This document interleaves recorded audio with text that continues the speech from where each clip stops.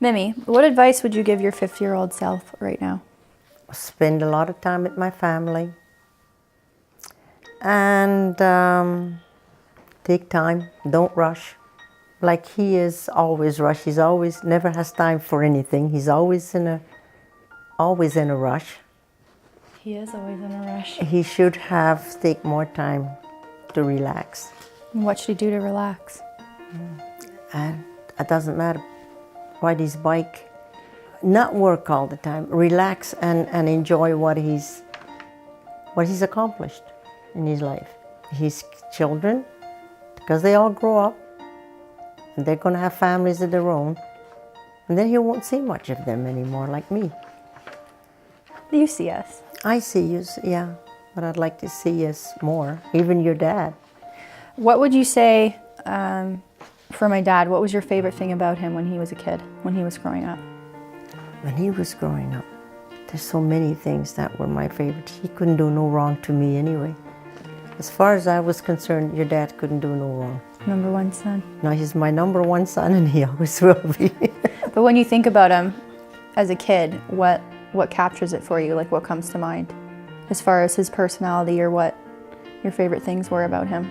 Picking him up at school when the teachers called me and told me to pick him up. Because he was, he was drinking in somebody's backyard with his friend. But I always loved going after him. I didn't mind. Yeah. He was a boy. And he was always, I remember you telling me when we were growing up that he was always really outgoing and got along with everyone. Very. He had more friends. Everybody liked him. And he's still like that. Everybody still likes him. He drove his dad crazy once in a while. Believe me, he did. What do you miss the most about, if you had to coin it as the old days? That they grew up. I wished I still had them at home. All three? All three of them, yeah. That was the best time in my life when my kids were home. I could go to all his little hockey games when he was little. Those were the best times in my life, and when my children were home, my family were together. Yeah. What did he do? What did my dad do that, in the nicest way, that drove you crazy?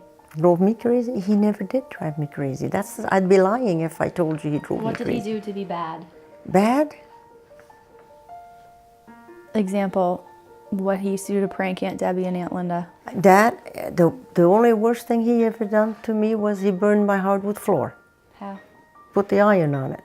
Plugged my iron on it and burned an iron mark. That's the only thing that I can say that he ever did.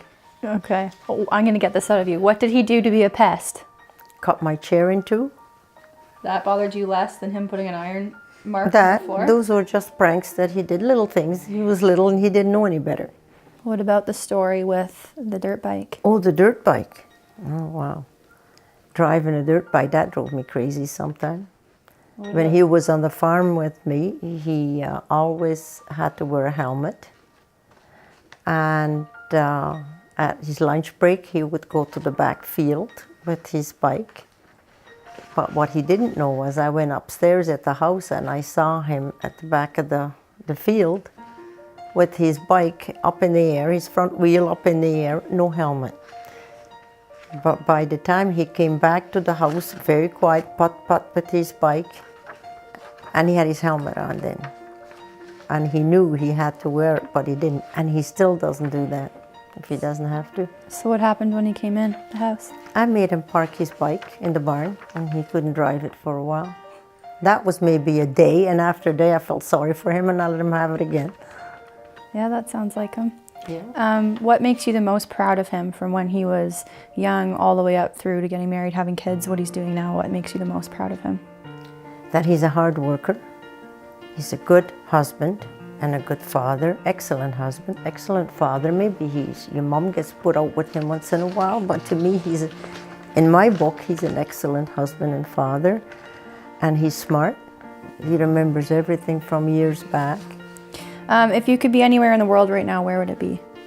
Where would it be? Right here. I really have no desire to go anywhere. I would like to be able to go to the cottage with you kids and enjoy it as a family.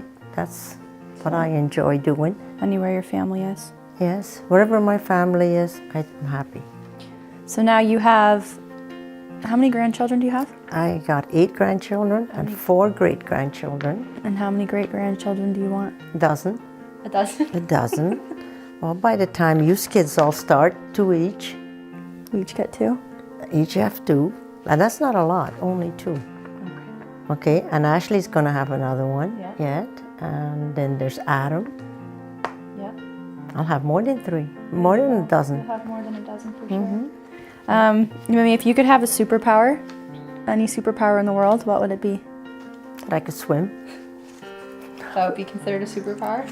That I could swim like you guys do, instead of Everywhere. being afraid of the water. Whole life and never swimming. Never. People still teach you. No, Put that your on your mom, bucket your list. mom taught me that, and your grandma's pool. She wanted to teach me to swim. I was fine. I was fine on my back. I could lay on my back and do the figure 8. But as soon as I faced water, I went down. Did she have to save you? Well, she was right with me, but I nearly drowned when I was little. That's why you don't like water. In a basin of water, and I think that scared me. And You remember that? How old were you? maybe a couple of years old. But my mother always told me that I nearly drowned. In Belgium? Yeah, when I was a little girl, she was doing the laundry, and then in those days it was done the laundry on the kitchen floor on a big basin. And she went outside to hang him outside, and somebody had given me a little pail that she had bought in a big superstore in the big city, and it had paintings on it. And it had a little shovel, pail and shovel, and I must have tried to get in the water, and I fell in, and I nearly drowned. Holy. Yeah. Maybe that's why you don't like swimming. And that's why I think I'm afraid of water. We can still teach you. You think so? Yeah. At my age? You never know. What's your fondest memory of Papa? When you think about him, what? Of Papa? That he was a very good person, very good to his family. He loved his family. When we went on trips together, and how he always took care of me, and he was always carried me on the palm of his hand. He always did.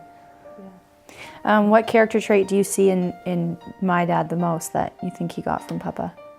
He's got a very good brain, very smart. He is. Your dad, Papa, was very smart, good memory, and so is Larry, hard worker. Good with numbers? And good with numbers. Oh yeah, you're not gonna put one over on him. I know. And another thing, he takes good care of his mom. Yeah, he does. He does. Since his dad passed away, he kinda is very good to me. If you could take the whole family, so everybody and their kids, and go somewhere, anywhere, and cook us something, and spend the day with us, where would we go? Either to the cottage or spend the day on Papa's boat. If he was still here.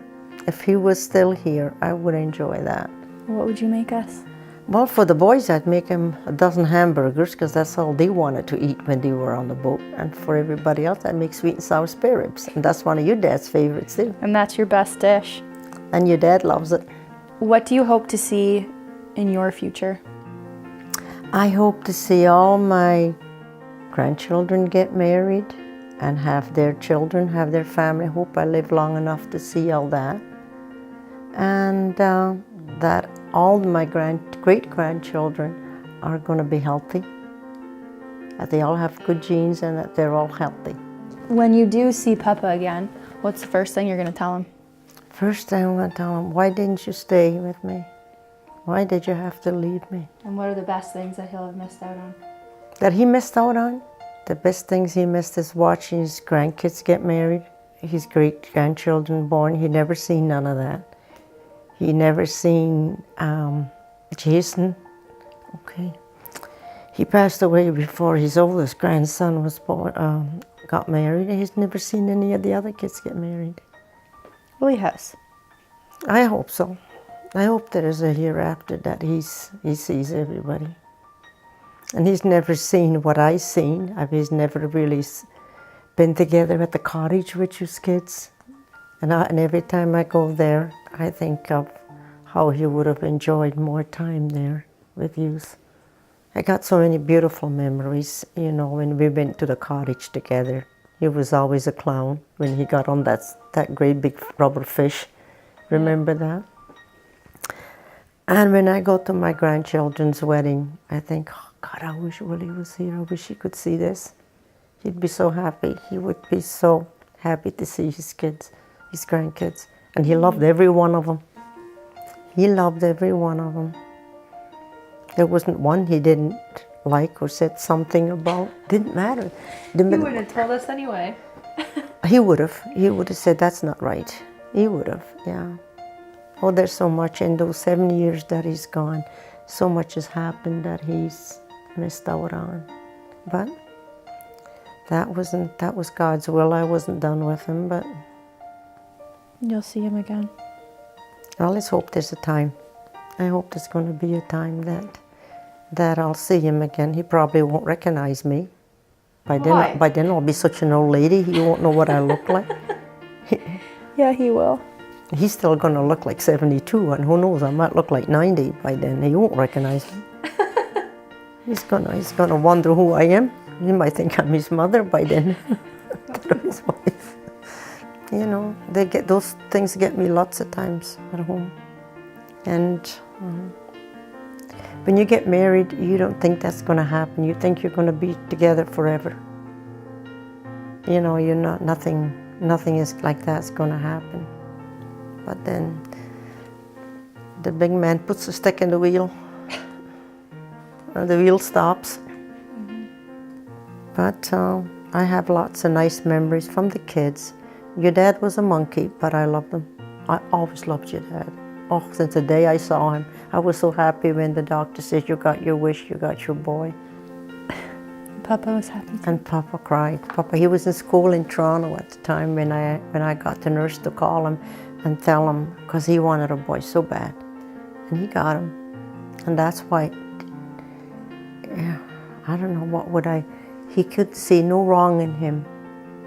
He could Neither can you. And neither could I. But I was better than he was, than that. And Papa was, I remember your dad wanted a new coat. And we went to London to get the coat. And it was expensive. And Papa says, he's not getting a coat that expensive. He's a little kid, he doesn't need a coat that expensive. The next day, I went, then he says, if I can't have that coat, I don't want any. And then Papa says, okay, we'll buy one in Elmer. Well, I picked him up at school. By the time school was done, 3:30, I picked him up, drove to London and bought him that coat. Who did? I did. Mm-hmm. I did. And when he wanted to buy something for your mom, I always made sure he had the money to buy it. If I want to buy a watch or anything, a nice necklace, I always give him the money to do it. Number one son. He was my number one son, yeah. I only had the one, and I thank God every day that I had him, and I still do. Thanks, Mimi, for taking your time to come here and you're so welcome. answer all those questions about number one son. And tell him that you take good care of your dad. I Because do. he is very special. I do.